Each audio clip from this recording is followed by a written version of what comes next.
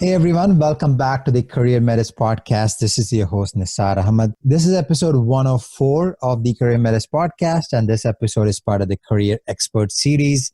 If you're joining us for the first time, what we do is on our publication, CareerMetis.com, and even on the podcast, we focus on providing career advice for job seekers and freelancers. That's the goal of our brand. And what I mean by the Career Expert Series is in these series, I bring on guests who are professionals, career coaches. They help job seekers and in finding their ideal job. They also help young professionals in crafting a great career. And they practice. And here in this interview series, we get to pick their brains and they share their ideas. And for today's Expert Series episode, our guest is Thea Kelley. She has a extensive amount of certifications. For example, she's a certified employment interview consultant, CIC, certified professional resume writer, CPRW, global career development facilitator, GCDF, online professional networking strategist. She keeps up to date through memberships in Career Thought Leaders and Professional Association of Resume Writers and Career Coaches, which is short for PARWCC. And she's also the author of the Quick and Complete Guide to a Winning Interview. So based on that introduction, I know I haven't done real justice. I've just read her high-level overview. There's a lot of, she's heavily involved, and I'm sure myself and the audience can learn a lot. So, hey, Thea, this is Nisar here. Welcome to the podcast. Thank you. Thank you, Nisar. I'm honored to be on the podcast. I know your show makes a difference for your listeners. Thank you. And we would love to learn more. But before we get started, a question I always ask is like a fun question at the beginning is, where are you calling from? Oh, I'm calling from the San Francisco Bay Area. And this is where I have my office.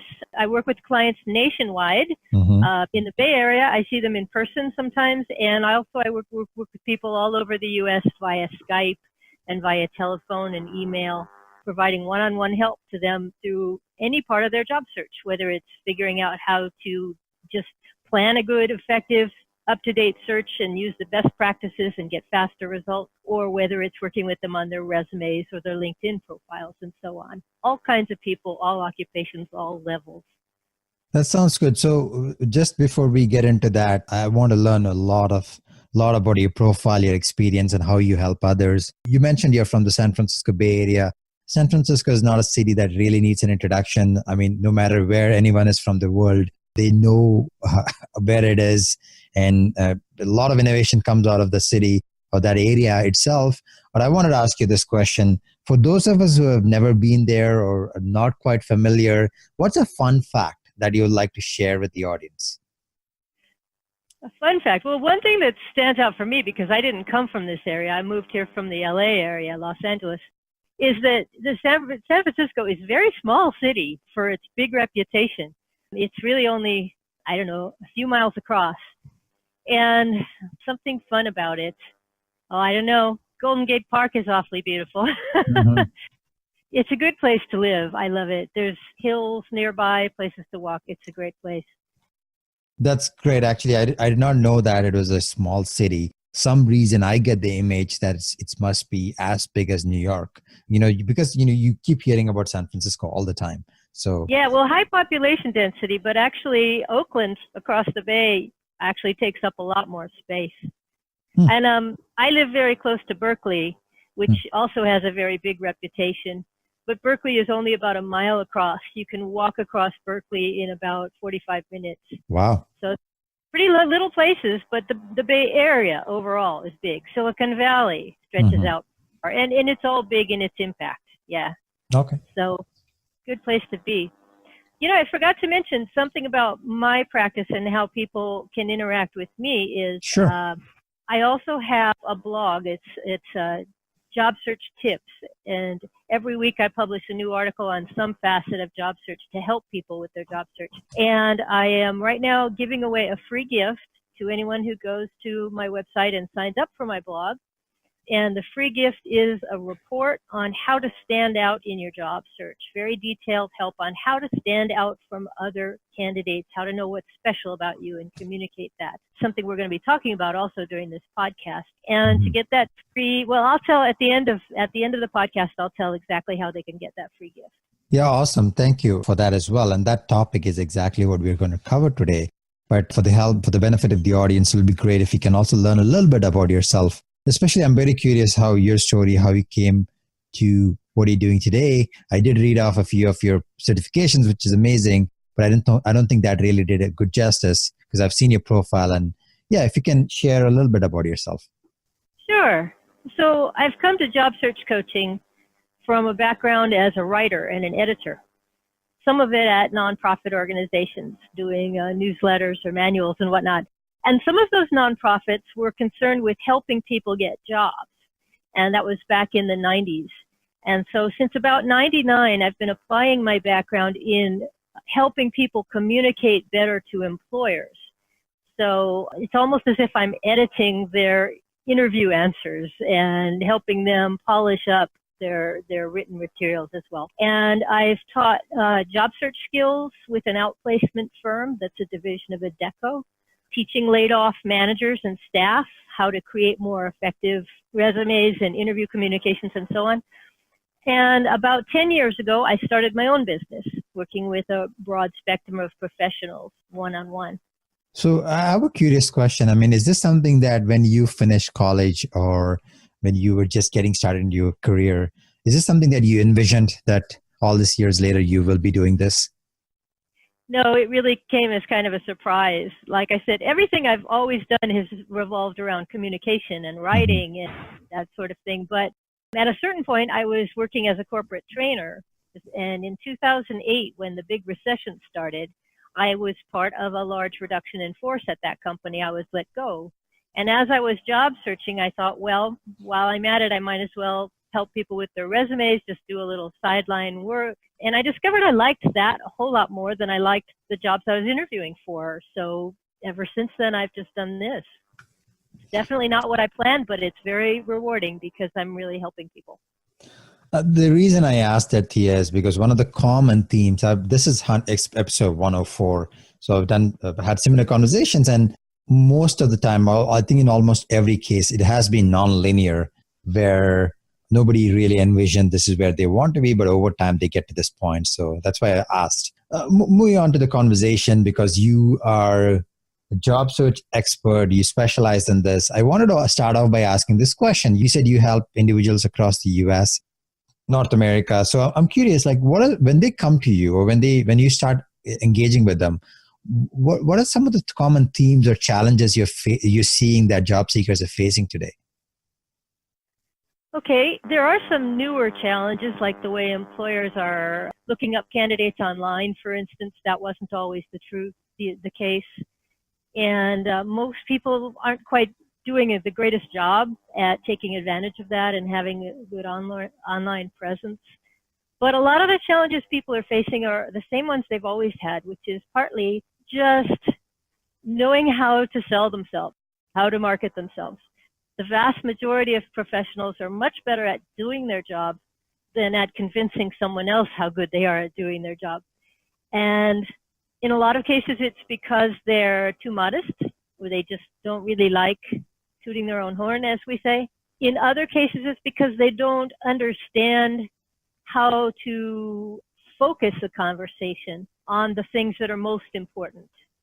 And they may go into the interview process just kind of passively, or they may do this on their resume and whatnot as well, just kind of generally putting everything down there, but not knowing how to really emphasize what's most important.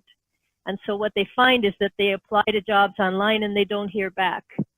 And that's partly because of that lack of focus, but it's also partly because that's the hardest way to get a job, is just applying to things online. And another difficulty I find people have would be that they're interviewing and they're not getting the offers, but they don't know why. And they're asking the employer afterwards or the recruiter, can you tell me how I did? Can you tell me whether I did well or maybe they've already been turned down and they're saying, can you tell me why I was turned down? And employers generally don't want to give much feedback on that. Sometimes third-party recruiters will give you the feedback because they're coaching you or they want to help you get the job and because there's no risk to them. But employers don't like to tell you how you did or give you feedback because they don't want to start an argument. They don't want to risk saying something that could sound discriminatory, and it's just not their job to help you with that. So people can be left not having any idea why they're not getting the offer. And so I work with people partly to spot that in our mock interviewing and say, here's what I think it might be. And partly just to improve their skills overall so that whatever it is that was stopping them, they're doing a much better job now. Did that kind of answer your question?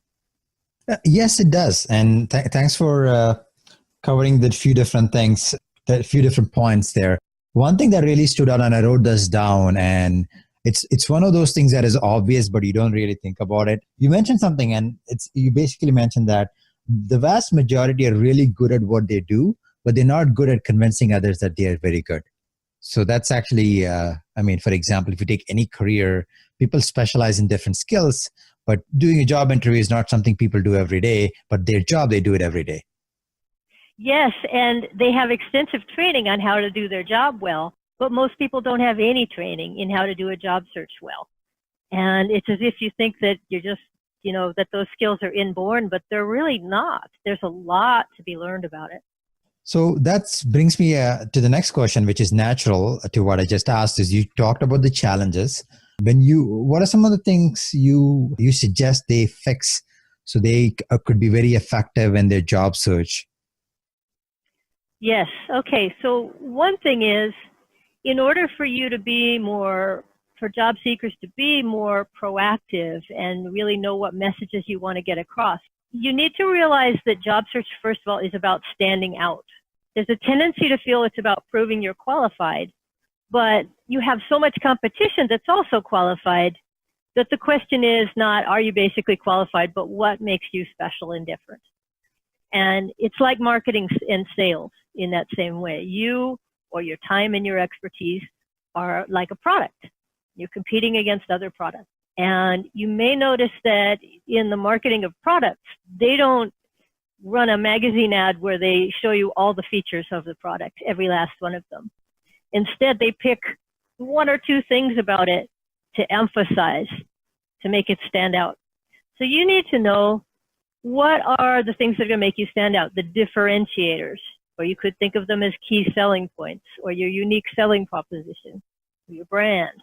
And it may be one thing, it may be three things, it may be five things. If it's more than five, you're beginning to create a blur in the interviewer's mind.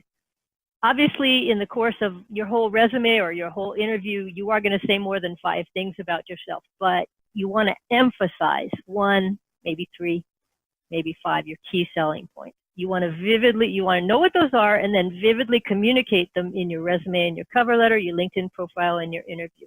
So the question is, how do you identify them? Sometimes I meet with people and they say, I have no idea what makes me stand out. Or sometimes they have some ideas what might make them stand out. And some of those things really work from somebody else's point of view, and some of them don't really. You have to put yourself in the interviewer's or the employer's shoes. So let's look at how you can identify what makes you stand out, what's special about you. Sure. You need to ask yourself certain questions about yourself. Like, for instance, are you the go-to person in your office for something in particular? And maybe it's not even necessarily the thing you were hired for, or that's only part of it. Maybe you're on a team of, say, 5 software engineers, but you're the one who's the go-to for a certain kind of coding. Maybe you are, so I think you get the point. What is it that people are seeking you out for? What do you do better than the people around you? What have your employers and coworkers most appreciated about you? If you were to ask them, how did I make a special contribution? What did you always know you could count on me for? those kind of things. Do you have any skills or qualifications that are hard to find?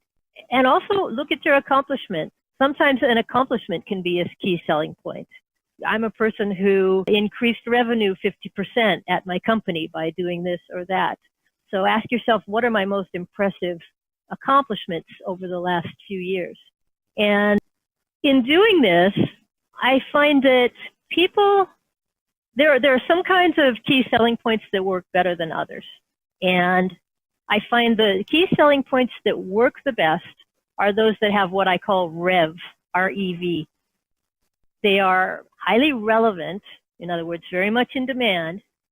They are things that are exceptional, that not everybody has, and they're things that are verifiable. They're fact, or if they're personal qualities, then they are personal qualities that are backed up with a lot of evidence. So let me mention a few examples of possible key selling points to illustrate what I mean. So let's say you are or want to be a customer success manager in a tech firm. So you'd be in charge of working closely with customers who bought the product and providing support and training to make sure they remain a happy customer.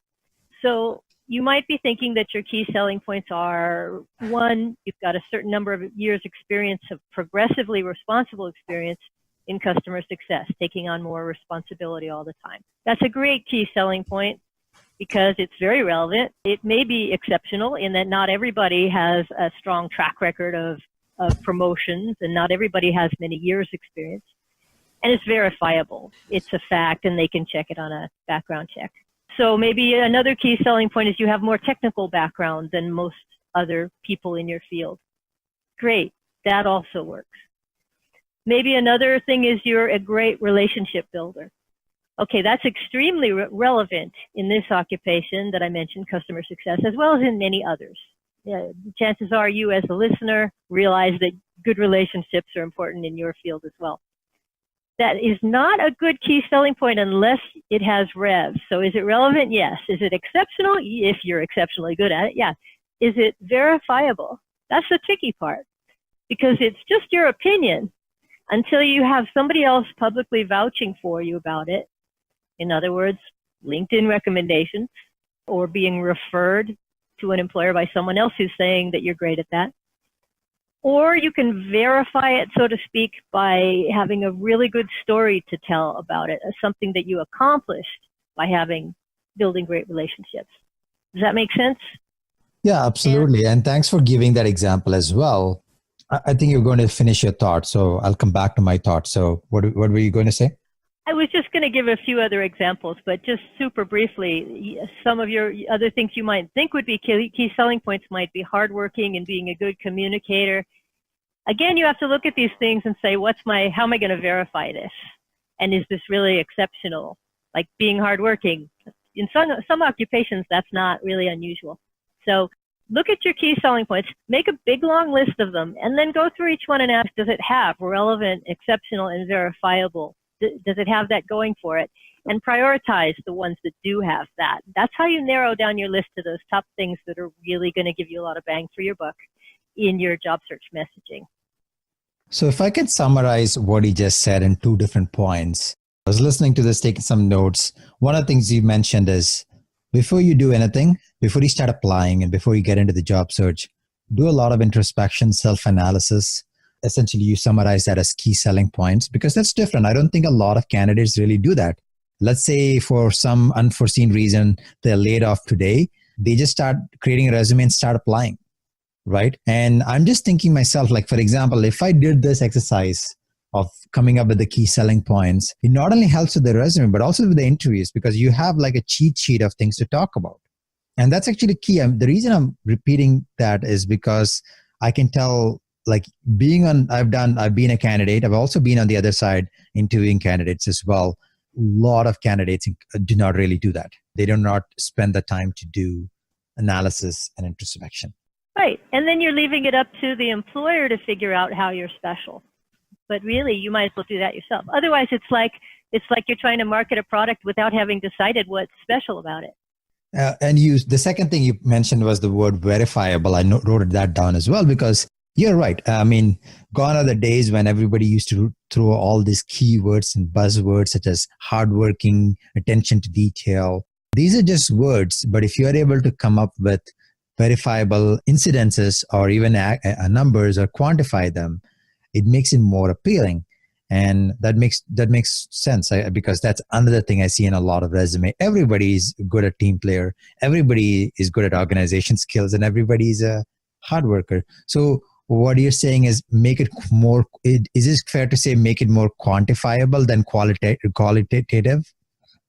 That's definitely a good way to verify it. You make it more verifiable. Yeah, it's about making it more real. Yeah, specific, concrete, and quantifying is a great way to do that. Okay, that's awesome. So the advantage of this process is it helps you with your resume preparation because it helps you give a call. But it helps you to get a call. You mentioned something which I wanted to come back to you is like, okay, it's good to prepare the resume, the interview. You mentioned at the beginning that one of the challenges a lot of candidates have, they are not good at having a strong online presence. Could you expand on that?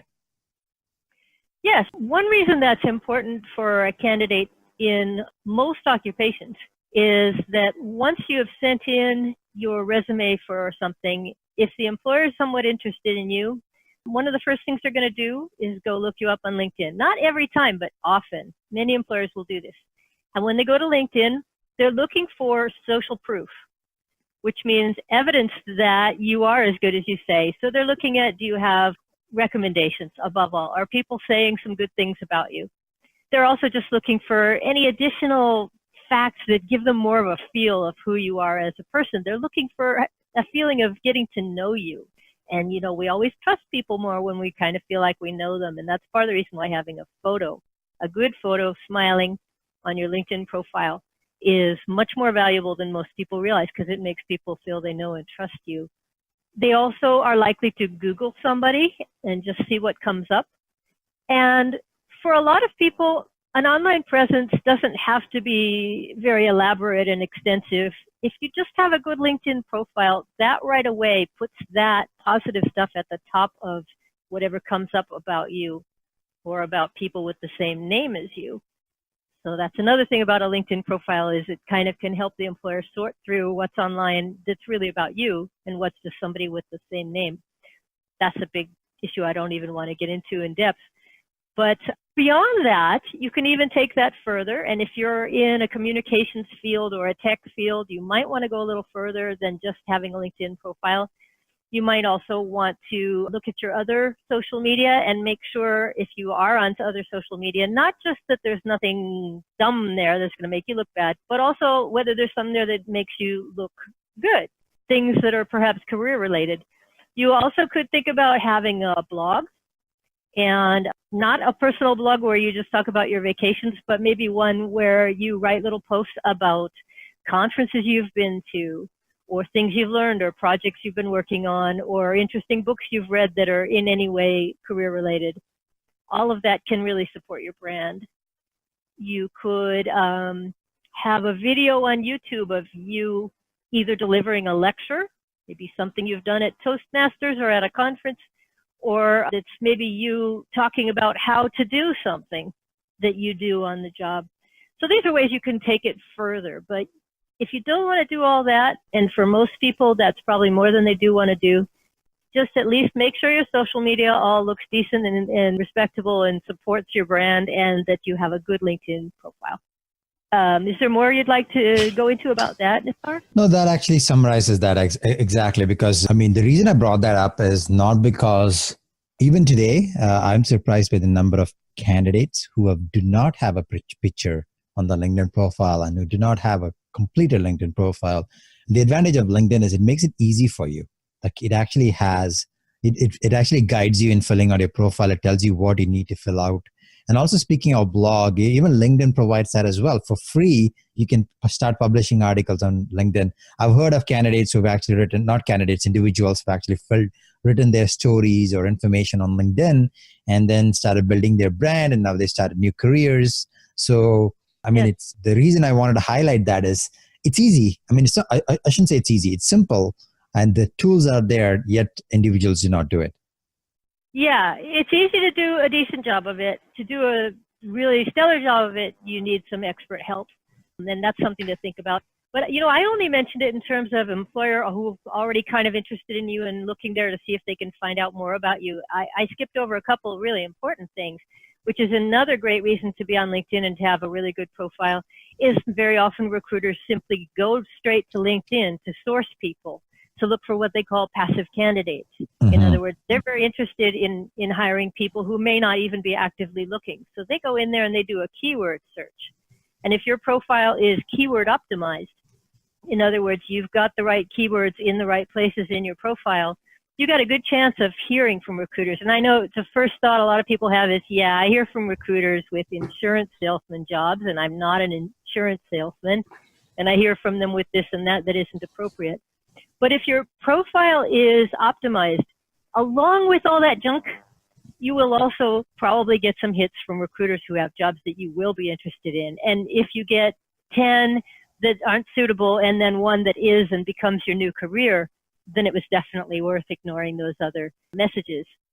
And then, of course, I've left out also the whole networking function of LinkedIn, the whole fact that you can find people through LinkedIn to get introduced to do informational interviews with, therefore build contacts within companies that you're particularly interested in. You can use LinkedIn to find out who the people you know, who they know. Because they may not realize when you tell them, even if you say, hey, I'm looking for a job, let me know if you hear of anything. That's really, barely networking. What's really networking is to take a look at their profile and see who they know and say, hey, I just noticed you know so-and-so. I wonder if you might be willing to introduce me to them so that I could talk to them about this company that they used to work for.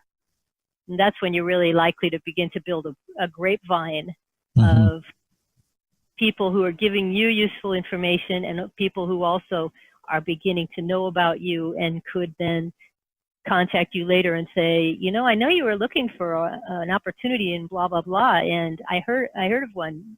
Or they might be telling their boss, oh, you're looking for this kind of specialist. I talked to somebody like that a few weeks ago. So that's more of the value of what LinkedIn can do. And thanks for covering that, because those are extra options that people typically do not think about. So thanks for going in depth. One of the final points that I want to cover is, at the beginning, you did mention that one of the big challenges you come across is candidates that are interviewing and they're not getting feedback. It's easy to know that you have not got the job or got the job. Of course, they will tell you or they won't tell you, but not getting feedback is a common theme. And what is in your experience, what is a good remedy for that? What can candidates do to be preemptive?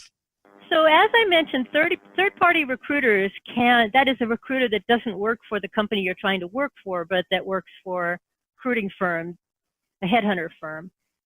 They can often give you some feedback. Another thing you can do is do mock interviews, whether this is with a friend or a colleague or a career coach, and get some feedback from them. Even just recording yourself as a video recording using your computer or using your phone, it can be surprisingly a learning experience. You'll see things you're doing that you didn't realize.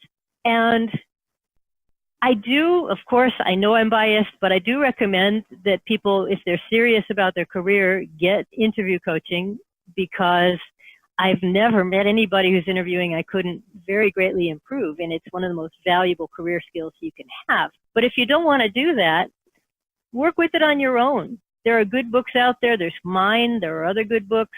Read up on it, and you'll find that there's so much that you didn't know. And do those mock interviews. Thank you very much, Thea. You have shared a lot of great ideas, and I want to make sure the audience has an opportunity to learn more about you. After listening to this, if they wanted to learn more and connect with you, what are some of the best options? Okay, my website is jobsearchandinterviewcoach.com, jobsearchandinterviewcoach.com. They can reach me through that. They can click the free consultation button and arrange to talk with me about their particular situation. Also, my blog is a page on that website, and to go straight to it, they would use the URL greatjobsooner.com, because it's called the Great Job Sooner blog. And as I mentioned, you can get a free gift for subscribing to that.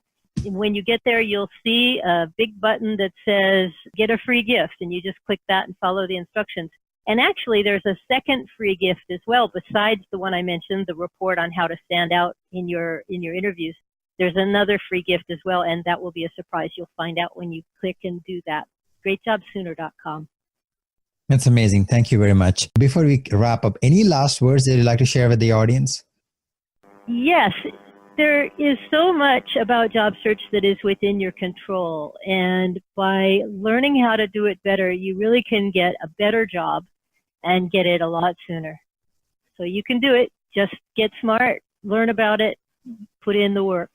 That's a great way to summarize. Thea, thank you very much for joining us, sharing your wisdom. I learned some new ideas that you brought up. So it was a pleasure having you on the show. Likewise. I've really enjoyed it myself. Let's do it again sometime. Thank you. Thanks everyone for listening to yet another episode of the CareerMetis Podcast. I have written a brief summary of the interview with links to Thea's website and the resources that she has mentioned during the episode. If you enjoyed this episode and also learned something new, feel free to post a review on iTunes, Stitcher, SoundCloud. And if you really loved it, definitely go ahead and share this amongst your network. Until next time, this is your host, Nisar Ahmed. Thank you.